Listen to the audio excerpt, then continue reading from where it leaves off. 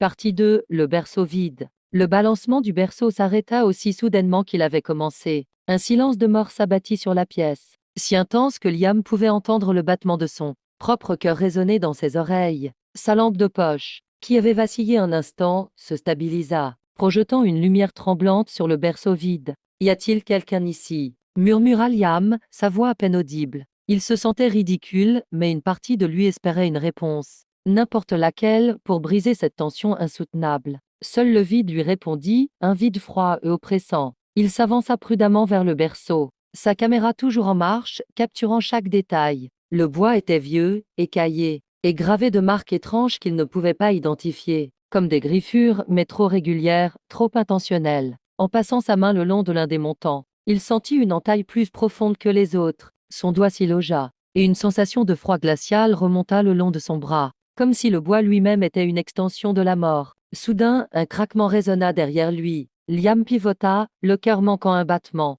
sa lampe de poche balayant frénétiquement la pièce, rien, juste les murs décrépits et les ombres dansantes. Il se força à prendre une inspiration. Ce n'est rien, se dit-il, tentant de rationaliser. Juste la vieille maison qui travaille. Mais alors, un son, un faible gémissement, comme celui d'un enfant en détresse, sembla provenir de l'intérieur du berceau. Liam se pencha, le souffle coupé, et braqua sa lumière. Le berceau était toujours vide. Pourtant, le son était là, plus distinct maintenant, un sanglot étouffé, rempli d'une tristesse infinie. Ce n'était pas un enregistrement, pas un trucage. C'était réel, et ça venait de nulle part.